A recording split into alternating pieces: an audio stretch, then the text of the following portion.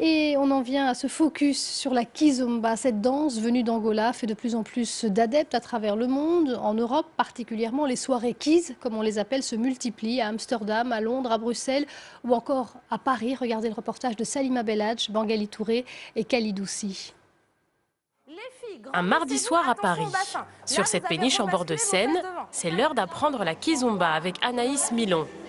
Née dans les années 80 en Angola, la kizomba puise son origine dans les danses latines, le zouk, les rythmes africains. C'est une danse de couple sensuelle mais aussi très technique et c'est ce qui fait son succès aujourd'hui à travers le monde, mêlant à la fois plaisir et challenge pour ceux qui s'y collent. Ce que j'aime beaucoup, c'est quand on rentre là-dedans, on oublie tout. On oublie Paris, on oublie le stress, on arrive dans un autre monde, on s'évade, on est dans les îles. J'ai toujours aimé danser en fait. À la base, je suis un zouker et je suis arrivé à Paris et c'est mon frère qui m'a fait découvrir la kizomba. Alors je lui ai demandé où est-ce que c'est et tout. Et il m'a dit viens, vas-y, on va en soirée, je vais te montrer ce que c'est que la kizomba. Et du coup, je suis tombé love de la kizomba et je kiffe danser la kizomba. Ancienne danseuse de zouk également, Anaïs Milon a découvert la kizomba il y a 6 ans.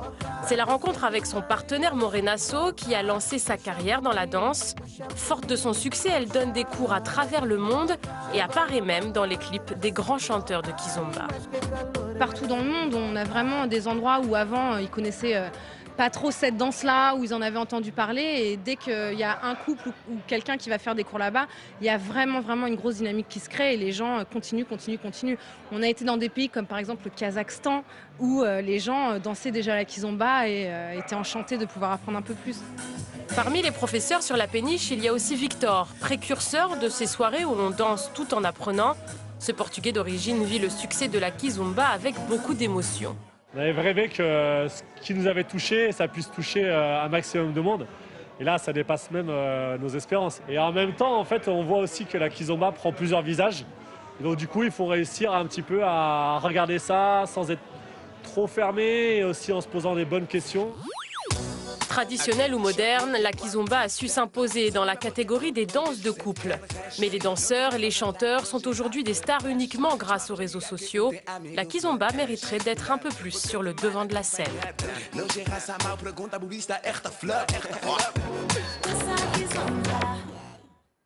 Et on va continuer à parler de ce phénomène kizomba avec notre invité LG Bitskila. Bonsoir.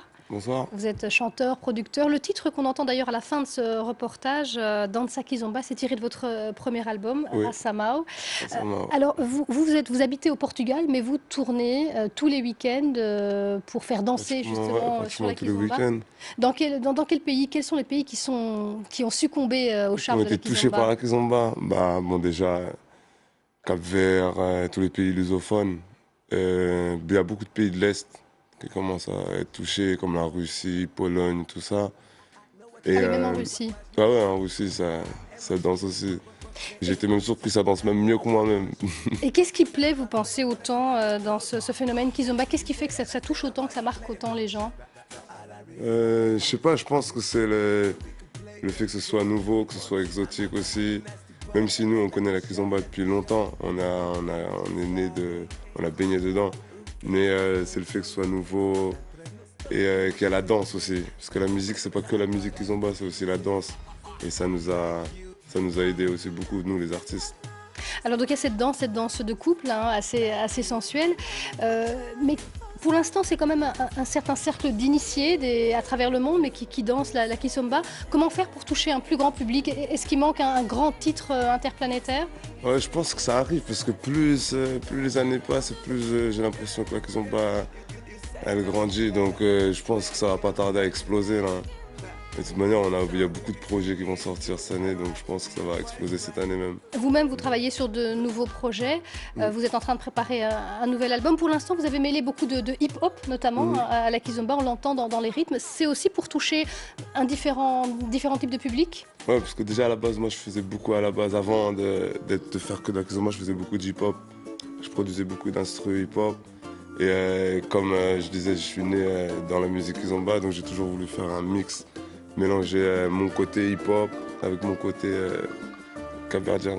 Et justement, ce prochain album, ce deuxième album, est-ce qu'il va intégrer toujours du hip-hop ou bien il y a d'autres sonorités qu'on va découvrir? Il y aura un petit peu plus de sonorités parce que j'ai grandi aussi avec Le premier album, il était vraiment plus hip-hop parce que je voulais sortir absolument le premier album. Mais là, le deuxième album, il est comme aussi avec les tournées que j'ai vues du monde, j'ai commencé à voir plus de trucs. Ça m'a inspiré à faire d'autres styles de musique tout en gardant mon identité. Alors vous parlez de ces différentes tournées à travers le monde, mais il ne s'agit pas encore pour l'instant véritablement de concerts. Vous n'avez pas encore produit un premier grand concert. Il n'y a pas le public pour ça, pour un grand concert? Je pense que ça n'a pas été fait par moi, un concert avant, mais ça a déjà été fait par d'autres artistes comme mon frère Mika Mendes ou Nelson Freitas, ça a déjà été fait. Et pour moi, ça se fera bientôt. Merci beaucoup, LG Beatskill. On attend donc votre prochain album et on va se quitter bien sûr en écoutant encore un peu de Kizomba. Merci beaucoup d'être venu sur ce plateau. Merci à vous de nous avoir suivis. Restez sur France 24. L'info continue tout de suite.